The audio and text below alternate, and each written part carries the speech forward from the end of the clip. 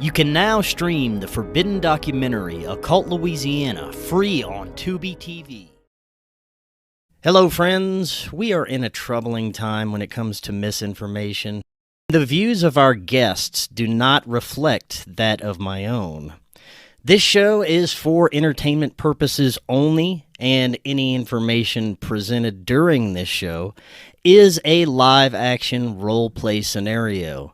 All that being said, enjoy this episode.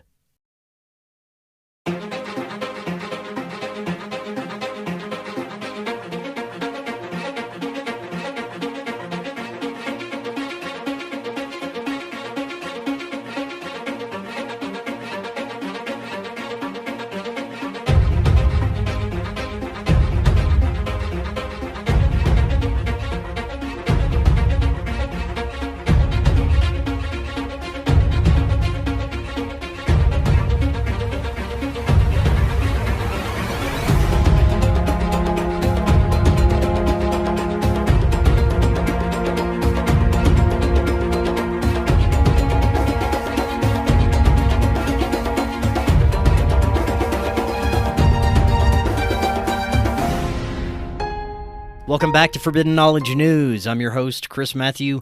Today my guest is Christian Köhlert. First, check out Brainsupreme. Brainsupreme contains the highest quality ingredients to start your microdosing journey right now. Use the link right in the description and you get 15% off your entire order. Check it out, Brainsupreme. Also, get yourself a Rokfin premium membership, rokfin.com/FKN+. Always be sure to download our podcast episodes directly through Spreaker. Check out the Forbidden documentary, Occult Louisiana. And we are booking guests for January. If you have suggestions or you'd like to be a guest, email me, forbiddenknowledgenews@gmail.com. Today I want to welcome Christian Köhlert. He is a media artist, author, and practitioner of creative homeopathy. His book and research focuses on the nature of reality and possibility that we are indeed living in a simulation. Christian, welcome. How you doing? Doing well. Thank you very much for the invitation. Yes, welcome. I'm very much looking forward to this. I really enjoy your work. What we're going to be discussing today is something that I think we're collectively trying to gain an understanding of the nature of our reality, and we relate things usually to our current understandings. Right now, we're in a technological age, and there are many that consider our reality to be closer to a computer simulation than anything else at this time. I find these theories fascinating and very plausible, but I also have a spiritual perspective that may have similar implications to a simulated reality. But I'm really looking forward to learning more about your theories. But this is your first time on. Tell us a little bit about yourself, your journey, what brought you to this work. Well, yeah, as we call it in the alternative media or the truther movement, right? There's this waking up. Is waking up moments that we experience, you know. And well, my waking up moment was 9/11. Obviously, something didn't feel right, and the deeper I was digging into it, I realized, okay, there's a big lie that is collectively told us, and everybody seems to be on it. And if they lie about this, then they probably lie about many other things I learned at school, and about reality. Eventually, that came up later as well. So I started off with that, and of course, started reading books. Back in the days, there was no Telegram or YouTube in the sense as we have it right now. So I was reading all kind of stuff. I was reading basically what you would consider the David Icke of Germany. This is Jan van Helsing, but later I also got the books of David Icke. So that already got me into this, okay, there is more than the physical realm. But basically, okay, there is something going on. We are in a big deception here, one way or another. And I was so interested in that I became part of the alternative media scene. And at that point, there was an online television channel way before YouTube became popular that was called Secret TV. And I I became a chief editor of that. So, and in this realm, there were so many other interesting people. We have other editors or people that contributed content and invited interesting people with their concepts and so on. So, and I got puzzle pieces from all over the place. And, some you can immediately put it into your bigger picture. Some things you just put aside and say, oh, interesting. I see there is some reasoning behind it, but I don't see like it in a bigger picture yet. So now that was my introduction into the whole thing. And from there on, it got wild weasel all over the place. Right. Well, were there any profoundly specific events that led you to write the matrix hypothesis?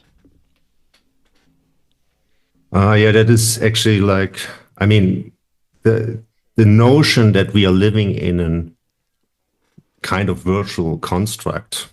I'm not per se a simulation theorist. You have to acknowledge simulation theory because it's a logic thing to look at it.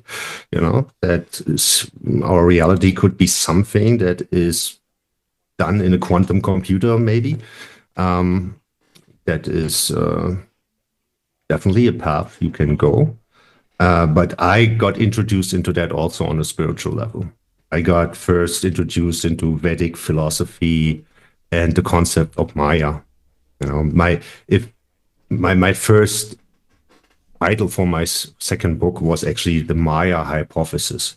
But then my German publisher said, people see that in a shelf, then they say, okay, it's about the Central American ancient culture. So they don't have the association with the Vedic or the Sanskrit term Maya, which means basically the cosmic illusion. So I knew about that from this ancient philosophy, reality is considered an illusion. It's made by the singularity, the Brahman, and all the individual fractals of this oneness play a game in here called Atmans. Atman, I don't know if this is a term in plural. Anyhow, so I already was into this. And then I got people into my life that were really deeply concerned in science. One of them is Dieter Bröers. He's a German author, and he was one of the pioneers that saw, look, what is described in the ancient text, in ancient wisdom teaching is something we can also address just from a different angle, which is the scientific angle. So that was a movie we made in 2009. It was called Revolution 2012. And out of that was like a remix that was called Solar Revolution.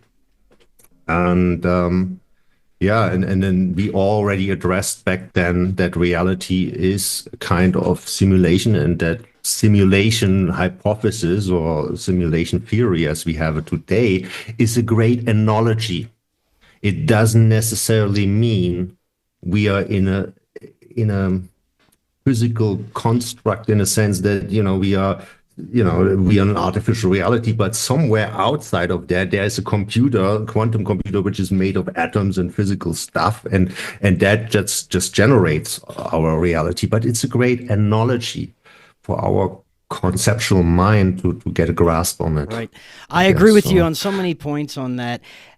Especially instead of looking at the way our modern technology operates, AI, computer systems, that we should be looking for answers from our ancient past and the understandings that they had. That's what you did. You looked at the Vedic scriptures, to Hermeticism, to Platonics. Tell us a little bit about what you found in these ancient texts that could indicate that our reality is more of a spiritual matrix.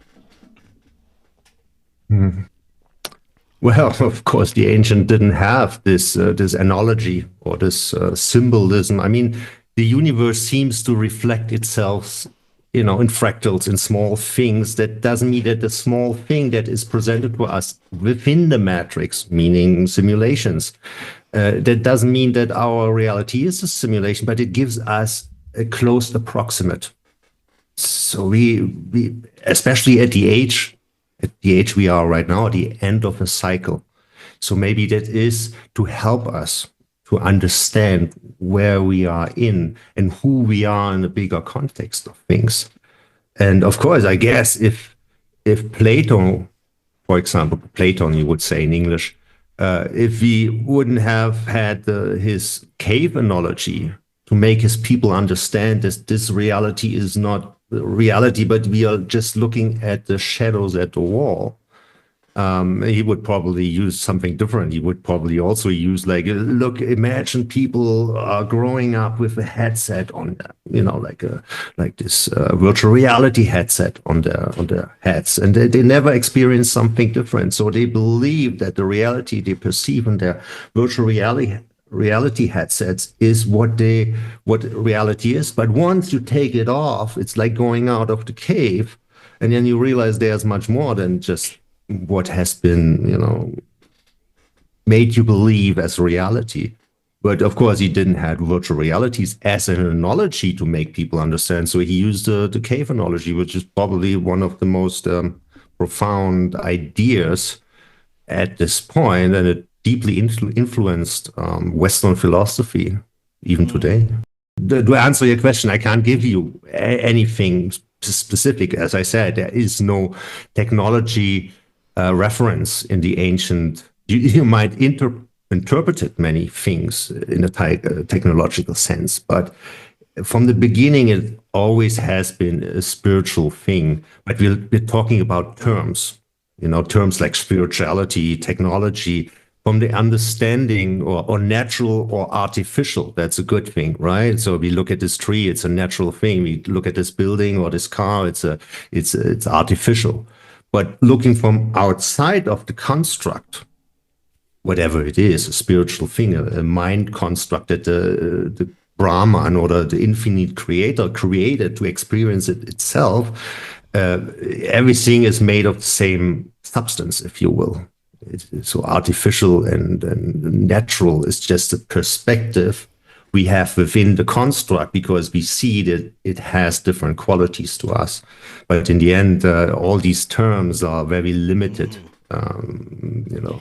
I'd love to get your thoughts on some of the things that we've experienced throughout history, such as encounters with non-human intelligences, experiences that transcend the physical, contact experiences, receiving cosmic information, contact with angels and demons. What do you consider this to be? Messengers of the Matrix? Are they part of the system? Are they part of our consciousness? It's a good question. It's always how you look at it makes a difference, right? If you see it all in singularity, meaning that the oneness behind all of that, meaning there's just one consciousness, like an ocean that divides itself into little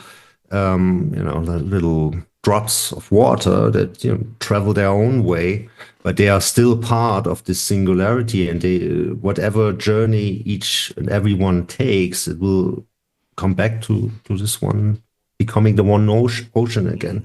So if you look at that, there is just one consciousness. There's actually just one person sitting here, experiencing ourselves in this density, in this matrix or Maya, as two separate beings.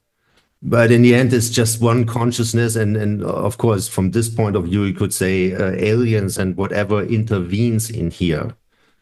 I would not say aliens. I would basically always say it's interdimensional beings. And they are part of our consciousness. But on the greater, if you take this, what happens here in a sense of this is our reality, at least, even if it's an illusion, it's our daily experience. And if I make contact with those beings, which I also have my own experience with that, not into depth like some other people might have, but then of course there is within this dualistic realm we have the third density, as the raw material would refer to, or hidden hand. there's a deeply embedded dualistic thing. So of course, those beings coming in can be beneficial to us, teaching us some understanding, but also there are other beings coming in, trying, to bring more distortions or guide us of course. So in a way, definitely there is influence from that. And I guess we are tested on our discernment, whether we take help if there is real help available. But real help is always help for self-help, never like, okay, just eat popcorn and we beam you up. I guess that's not the reason for the game. And on the other side, there is no question about that there are dark or entities, archons, as you would call them in the agnostic tradition, that are also playing in on this field here. Yeah. Since you mentioned the Gnostic tradition and the archons, I have a very similar understanding of the nature of reality. That is all part of our consciousness, that it's here to guide us, and we learn from the polarities of light and dark. No matter what, they are here for our, I guess you could say, spiritual evolution. But some modern understandings of Gnosticism talk about how we are trapped in this reality, and the archons are jailers or rulers that keep us here and feed off of our energy. I don't share that perspective, but it's become a popular emerging perspective amongst many people who are looking into this stuff. What are your thoughts on that, and how do you relate Gnosticism to this matrix hypothesis? I'm aware, and I also talked about it in my book, because you have to talk about it. Like you have to talk about simulation theory, as Bostrom or others suggested. So I'm aware there's this notion that we are trapped in here, and that there are dark entities doing their work to make sure it stays that way, is not necessarily wrong. But it's also not, that doesn't mean that this is the full picture. So, of course, if we are playing a game, no matter what game it is, it's not necessarily needs to be a game. You watch a Bond movie or whatever movie where there is a hero, you can't have that story without a villain. You can't have that story with some kind of obstacle that pushes against it. If it would be so easy to get out of the matrix, of course, no one would be here probably. They would say, what a boring game. So, of course, you need to have some negative force to have this game here. So they serve their role here, and I'm sure they are here. But it's also a question how much you permit them to manipulate into your life. And that's a whole different story about where's your own vibration. So it's like your shield, your shield that keeps them away is where are your own thoughts? How loving are them? Are your thoughts, and how much you see the unity in everything, or how much are you separated by all these programs into party A or party B? This whole polarization of we against them.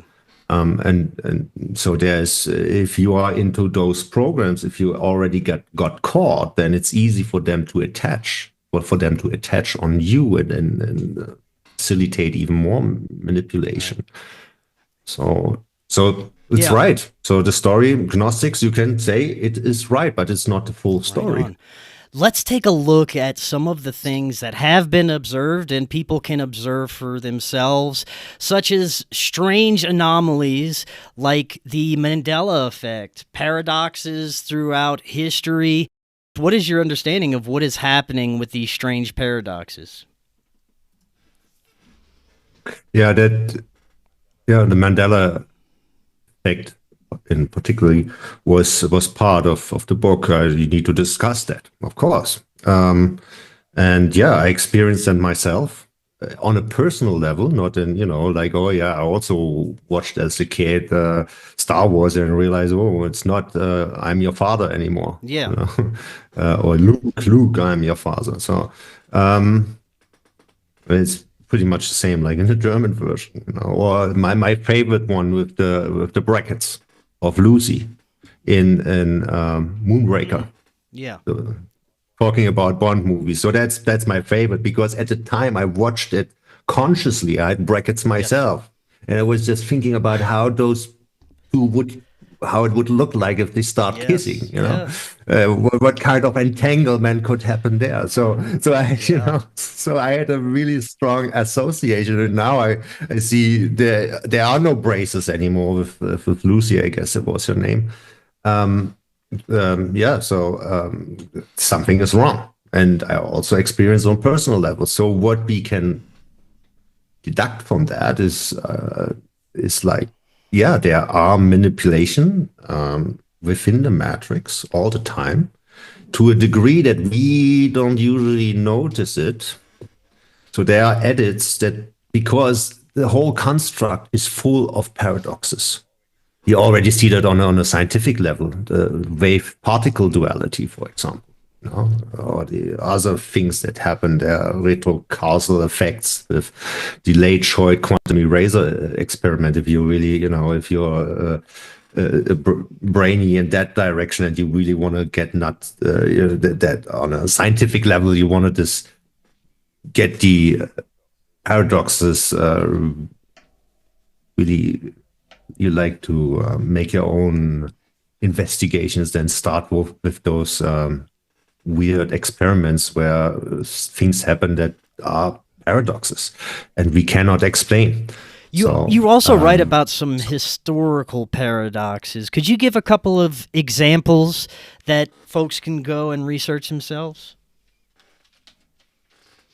Yeah, I mean, people are fighting over paradoxes. Let's take the standard discussion that we have in alternative circles. Is the Earth flat or is it round? The thing is, it can be both at the same time, depending on how it is rendered. I'm using terminology that you know from computer games, how it is individual rendered. And of course, we are co-creators as all these individual pieces or fractals of the one. We have also the ability to create our reality, bend probabilities. And of course, if I have the notion the Earth is flat, then I automatically attract evidences and circumstances that make me even more believe in this idea.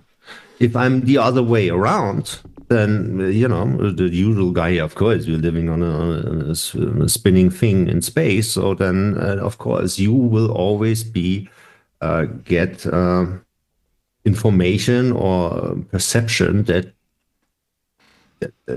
is, that works with that And this idea. could also fit into the possibility that our timeline as a whole shifts, and what has occurred in our history is malleable and subject to change. Things like Tartaria, mud flood, certain cyclical resets, it seems like we have different understandings of these as time goes on, and the actual historical documentation at times seems to change. Yeah, absolutely. That would be my next classical example. History in general is not what we think, from my perspective. It's not like a linear evolution of time and that is one crisp thing. No, it is. There are edits happening all the time, and so there are paradoxes and overlapping timelines. At least from the evidence, we can have. Hold on, we can look up in the internet or different books or whatever. But what really happened in the past is part of the projection or part of the simulation. Or these are all terms that come from simulation hypothesis. But but I guess reality as a spiritual construct works on the same level or with the same kind of means or mechanism. So yeah, so I have, of course, if we talk about history, I have my own thing or my own history or idea about history, which I think makes most sense. But I would not discuss with anyone when he comes up with new evidence that, look, if you look at this book and that book, then it's a whole different twist. And I would say, yes, this reality could also be happening at the same time what is past. But the past is like it's part of the illusion. And instead of if we can learn something from the past, whatever past we see or we feel is the most probable past that from our research, if we can learn something from that, fine. But this whole game, fighting over A or B version of reality, is Earth round or is it flat? Where does it really help us to proceed in our spiritual evolution, other than, okay, I'm right, you're wrong? Okay, so I allow if someone has a totally different reality than I have, then I say, fair enough. This is in a construct. It can all happen and be valid at the same time without me feeling the necessity to have a discussion here or to have a fight over it. We can say, okay, I see it like this, you see it like that. So, okay, fine, maybe we find a middle ground to it. And mostly talking about the construct, understanding that reality is not as physical as we think. And so is history. That is thesis, antithesis is usually the synthesis that brings us to kind of unification of understanding. Would be the best way to go. Yeah. Let's talk a little bit about what people experience during altered states, dreams, psychedelic experiences. I've had my own psychedelic experiences that help me become aware that our reality is much, much more than we've ever been told, and the malleable nature of it. It also helped me understand some of the concepts that you're talking about, how our perspective forms our reality. But do you think when we are in these altered states that we are accessing a level of the matrix that isn't normally accessible? Well, normally, I guess it's all accessible all the time. Now is the question, where are the inhibitors within us that don't allow it? So, and of course, you can bypass those inhibitors by using psychedelics. I have my own experience, and that's how I structured the book. I said, look, there is some ancient wisdom teaching that talks about that, and it's also, you find it in the Aborigines and their concept of dream time, that reality is some kind of, as they would say, it is a kind of stable dream, but still it's a dream. It's a mental construct.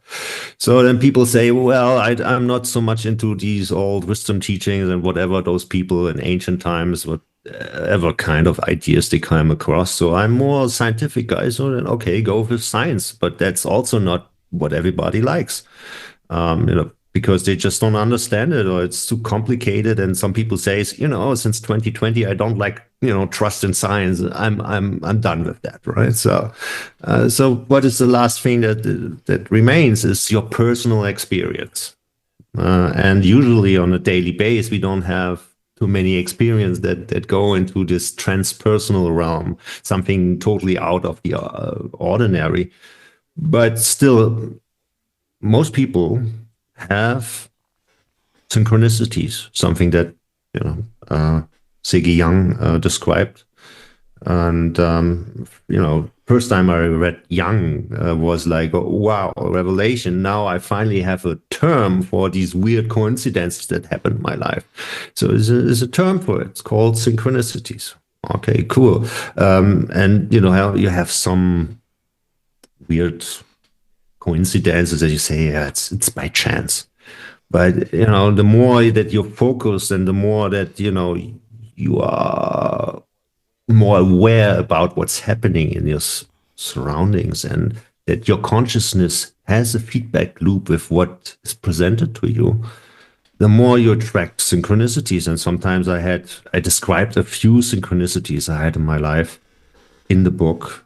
that convinced me, because those synchronicities were like the whole universe conspiring behind my back to make this weird thing happen.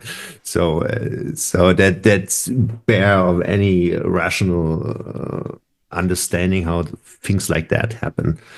That is the lowest level of understanding or experience you can have that defies the normal Cartesian or rational four-dimensional space-time understanding that materialists have. But then, of course, it goes deeper than that. You could have an accident and an out-of-body or near-death experience. And one of the most important work is the book of Pim van Lommel. He's a Dutch cardiologist. Well, it's a bad word for me in English. Cardiologist, a guy working on the heart. So, of course, his patients used to be, it's just part of the game that they enter the near-death experience realm, and they all experience pretty much the same things as out of body, and realizing you don't need a brain to think, you don't need eyes to see, and you can move through walls, you can see outside of the hospital, you can actually go wherever you want just by a thought, and you can experience and see very detailed what's happening there, and many times they could found out that yes, indeed, what you saw was not just an illusion; it was actually there. And of course, you can train yourself to do that without being physically or close to physical death. So there are many experiences with psychedelics. You can name them all, from ayahuasca bis the three-letter stuff that I don't want to mention here.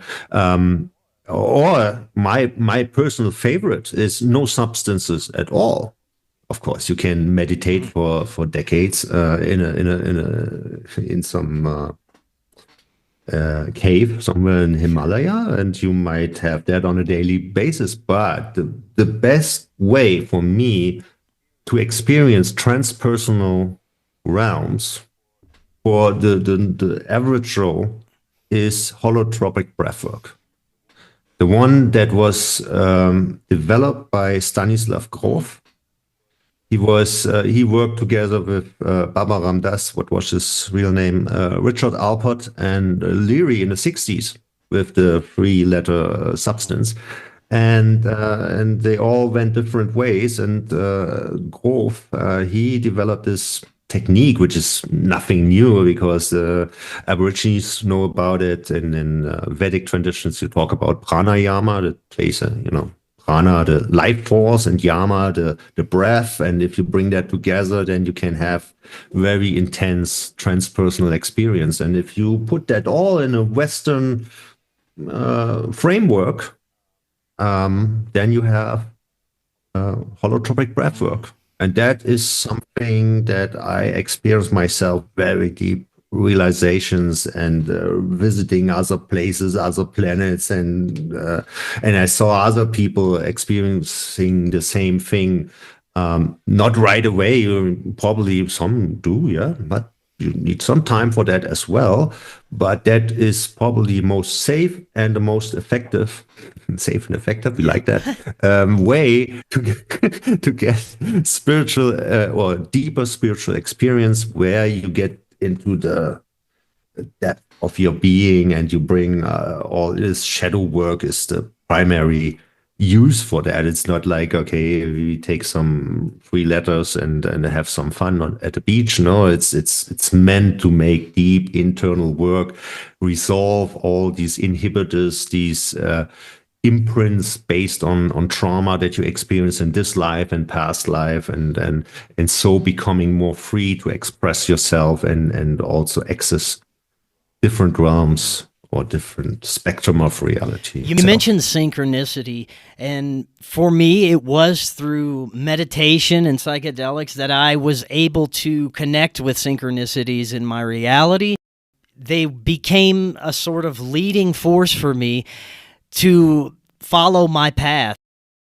once you become aware of these synchronicities, they can be extremely powerful, extremely beneficial, as well as, I think, certain numbers that we see. And it can appear through different means, but what is your understanding of the mechanism of this synchronicity? Is it to give us messages that we are indeed on the right path, or maybe we're doing something wrong? It is to make us become aware of an action in our lives, right?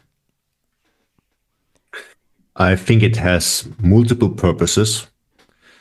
Once in a while, it comes just to give you confidence that you're on the right path, because maybe you're struggling, maybe you don't know if this adventure you just got yourself into is the right way to go, and synchronicities come up and just give you a little hint. No worries, this is your path. You're on it. That's also, I think, Jung himself interpreted it like this, that you are on your ideal path to, whatever your soul has decided what it, wanted to do in this lifetime. On the other hand, of course, it might be something that makes you aware of something specific, something you even have to work on, that you might make yourself conscious, or something you need to integrate into your current development. There are many things, so I wouldn't put it in just one box, but I always believe that there's a very positive nature behind that. It's a positive guidance of your higher self, if you will, that tries to communicate. And some people have, an affinity to numbers, so that the higher self might communicate through numbers, repeating pattern of numbers or other repeating pattern. So you develop actually a very personal communication with whatever this higher self is, and how it subtly gives you information through synchronicities. So I wouldn't put, if someone says, okay, synchronicity is this and that for me, that's probably it all works at the same time. Because there are powerful groups that may have knowledge beyond what we're even discussing about how the nature of reality works, do you think that there are powerful groups that are taking advantage of the mechanics of the matrix to try and steer society in certain directions and affect certain outcomes? Certainly, no question about it. So there are powerful groups. Now we like to discuss who are those powerful groups. And usually what we can talk about is the best of the middle management. I mean, if we talk about non-governmental organizations like World Economic Forum, Bilderberg Group, or this and that, those are, from my point of view, just the middle management that, relay certain information to the public or to the politician first, and then further on. But above that are usually secret societies, and the deeper you look in that, there are many people came up with trying to figure out who is where in the pecking order. But I guess we'll never find out, and it's no use. You have to understand there's a negative force working from outside of the construct, because all these secret societies, they have a very deep occult background. They make contact with these entities, and they give, they get something back for that. There is a contract why they do that. They have the advantages to work with those entities and this negative force, creating a specific scenario within the matrix, within this construct. But this specific situation that we have of great polarization, what we see right now, which of course is instigated by higher dimensional beings, negative beings into this reality, this serves its purpose. Of course, it's a normal thing, because the matrix works in cycles. And each cycle, at the end of a cycle, it's always described in all wisdom teaching. You talk about Mayan prophecy or Hopi prophecy. At the end of a cycle, it's going berserk. Do you have this great polarization. Everybody's against each other. You can be in this group or that group and hate them or they hate you. And this is a normal thing, that things go haywire at the end of a cycle. And it's on purpose, because each and every one is supposed to be tested how he reacts to these external polarization. And there's also the point of evolution into the next density, as far as I can understand it, deriving my understanding from the Ra material or the law of one or the hidden hand material. I deeply resonated with that. Not saying that it's all perfect or there are no distortions within this material, but it resonated so deep on a deeper spiritual level with me that it's like ancient wisdom I was just reminded to. And if you look into this material, which is of course complex, but the general idea is, yes, negative forces are there. They are mostly contracted to do their work. I mean, on the highest level. Not the henchmen on the middle management, who knows what they believe and how much influence they really have and how much they know about. I can go into speculations on specific individuals, but it doesn't help us in the end. So yes, we have to accept negative forces are working here hard, but they are contracted to do how they do. And within this contract, of course, this whole matrix or reality is based on rules. We are not like in a totally anarchy here. No, I mean, anarchy is not the right term really, but there is, totally chaos. So there are rules. There are rules to the game, and even the dark ones need to stick to the rules. For example, the most important rule of all of it is the law of free will. Yeah, so it's a deep discussion. Some people say, "Oh no, I don't believe in free will. We don't have free will." No, there is free will. You can decide. It's not in everything. There might be automatics in how much you are indoctrinated into certain things, but deep inside of you, at specific points in your life, you can choose: do I continue with this course, or do I make a new adjustment? And the more aware you become, the more your imprints and programmings on your subconsciousness are removed, the more you can actually use your free will.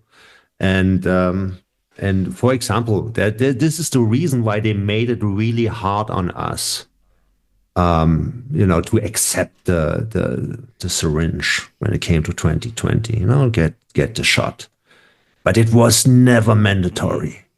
I mean, it was maybe mandatory for you at this specific work, but of course you could have said no and later sue their asses. And most time it worked pretty well, but they wanted you to go there on your own terms, meaning, yes, I accept. If you were tested, yes. Are you willing to stand on your back legs and say no to this point, and I trust universe that will provide for me, or I take a different path, but I do not compromise on something I know within myself which is wrong. I'm with you, man. I think this is a process to evolve our consciousness. I think we're being presented, like you said, these extreme polarities, so that we can choose what we're going to align with, so that we can learn from the darkest of dark and understand that that's not where we want to go. And it's going to, like you said, it seems to be getting progressively worse. Our systems that are fundamentally parasitic, the education, government, our healthcare systems, they're getting worse every second of every day, and it's pushing people away, and it seems like it's for a greater purpose. Another part of that I can look back on my own life, and no matter what horrible things I went through, it was ultimately beneficial for me, and I learned from it. When I look back at my entire life, it was too perfect a series of events to have been anything just like random chaos, and I can look at the bigger picture of what's unfolding in the collective as well and say there seems to be a story being told throughout time that is fitting a bigger picture and leading to something greater for humanity. There's many that have the consensus. You talk with intuitives, psychics, people who are connected to otherworldly intelligences or energies, and they have this emerging consensus that we are entering a new era of humanity where we will start to reject the things that are anti-human, and it's going to be much more beneficial for us. Would you agree with that? Do you think we're heading into something better for us? No, I have no question. I mean, first we have to go through a valley of tears, I guess. It's by design that it's not like the darks are totally incompetent that those things come up right now. No, it's supposed, it's part of the script. It's part of the script that all these,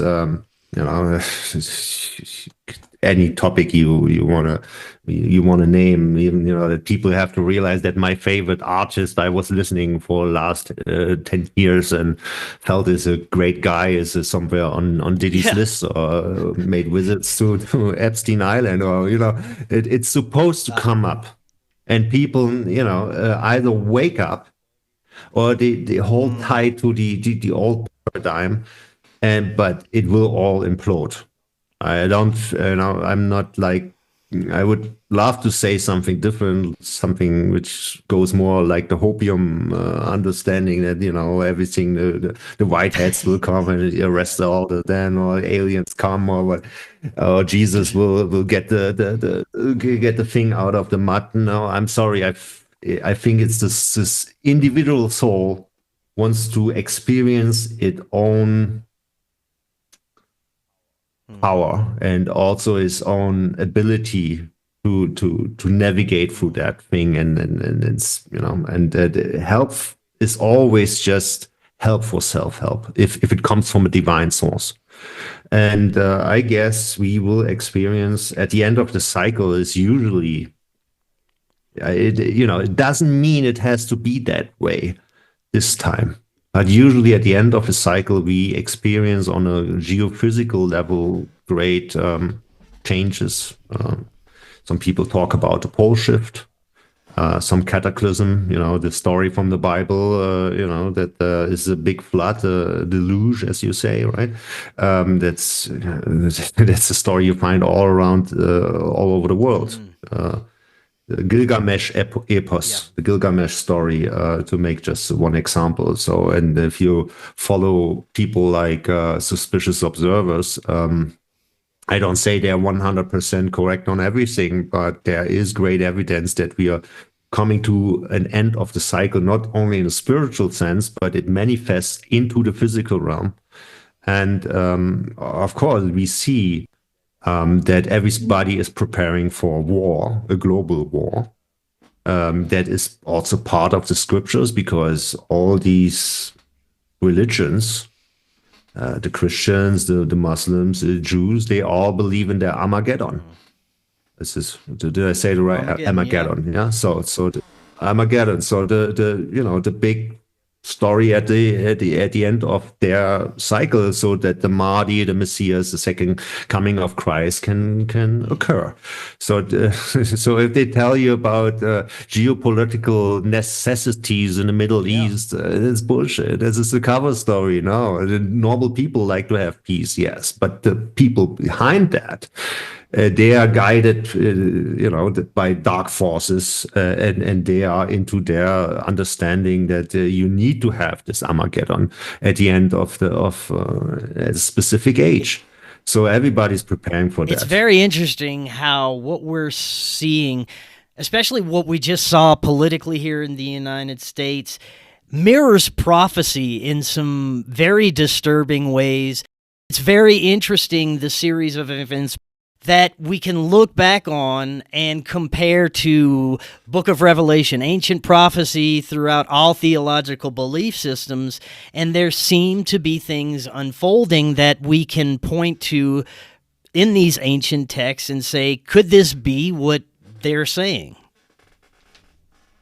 Yeah. So each party in the game is like a script.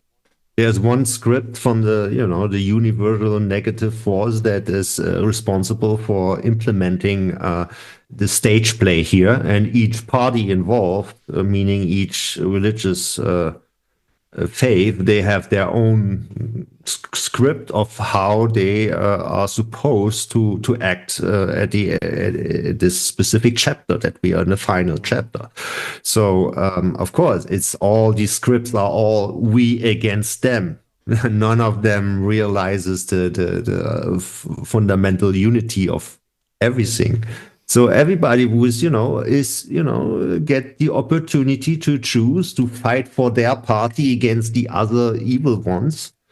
And it's fine. You can do that, from the point of view of eternity, that each and every fractal experience itself. Some just came here to have, just a nice experience of slaughtering the other ones, So that's it. I'm not judging here, I'm trying not to judge here. So that's the party we all came here to, and we can decide,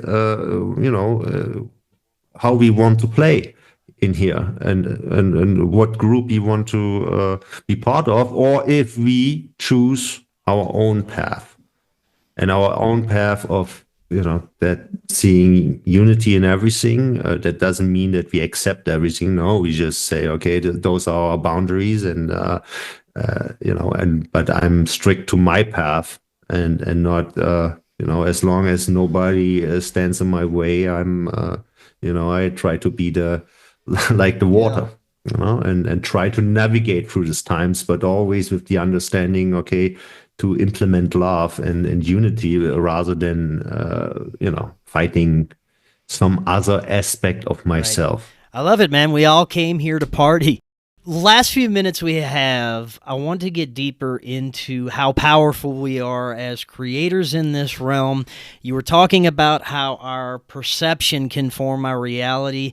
I believe that our imagination, our perception, the way we view things is going to dictate how our reality manifests to us.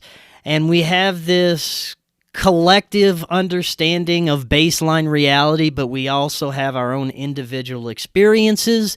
And as we were talking about earlier, this fractalization of experiences may cause things to seem like they're changing in our reality.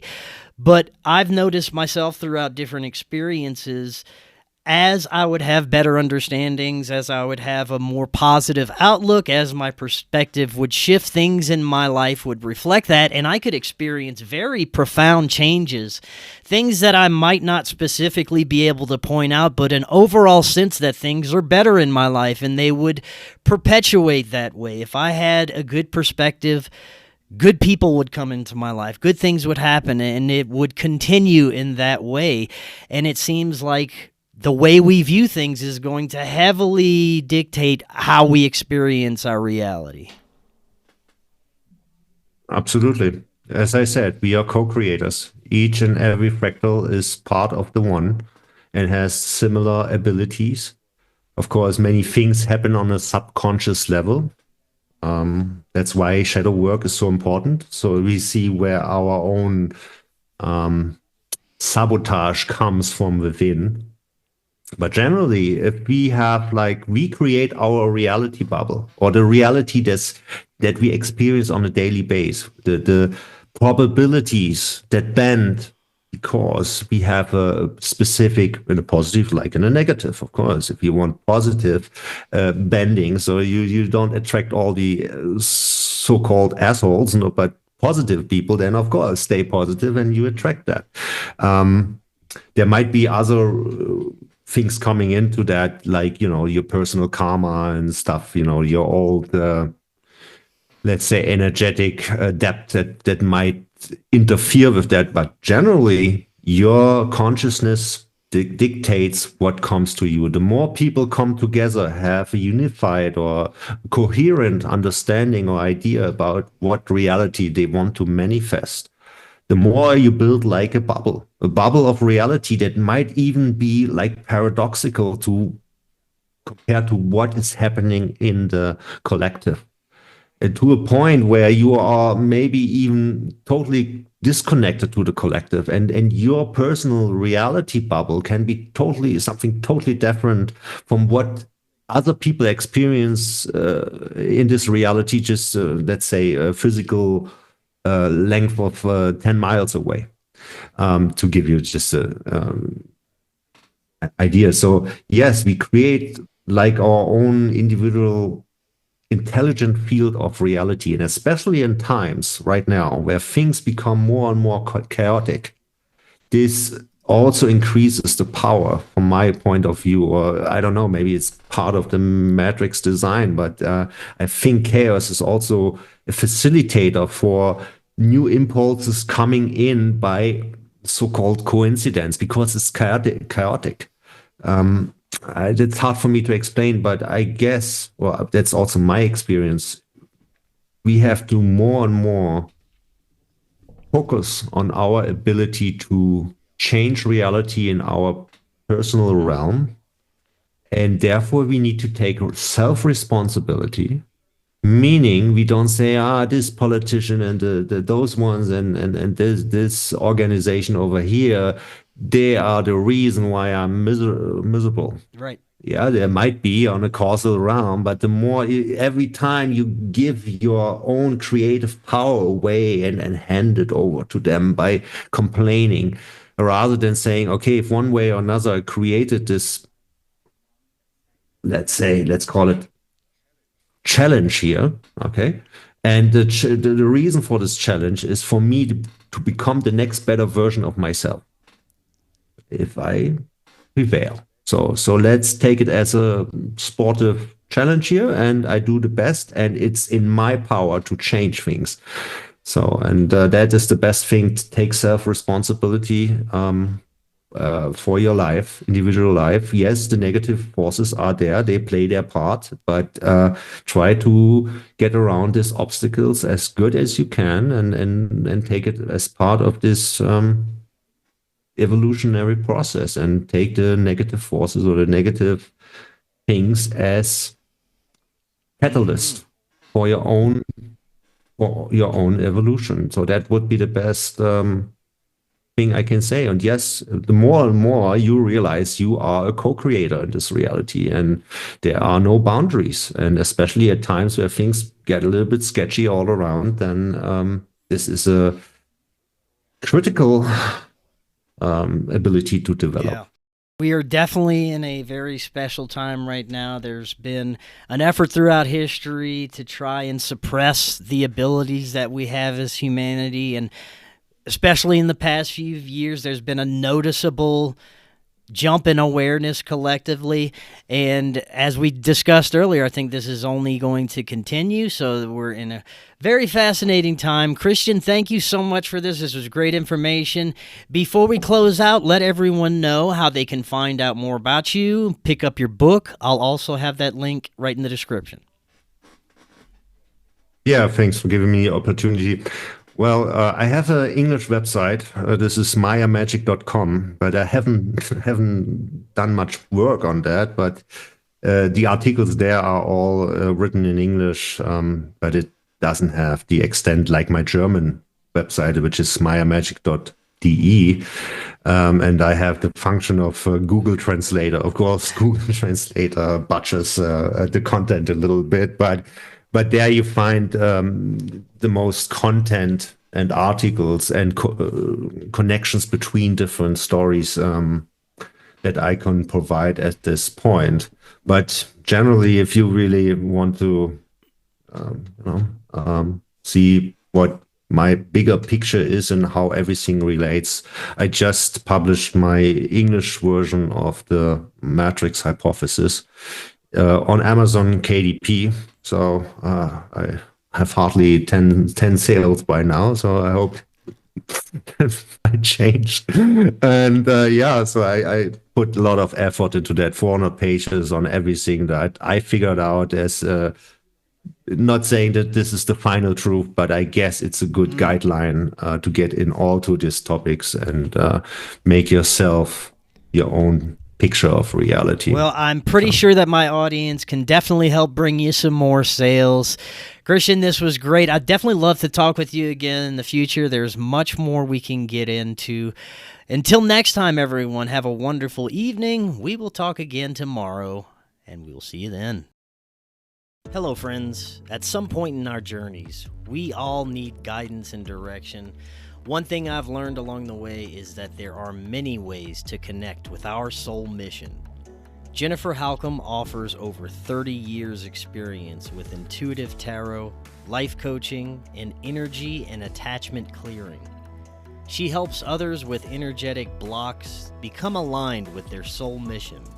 She offers one-on-one or online Zoom sessions, and cases are assessed on an individual basis, and she works with everyone truly in need.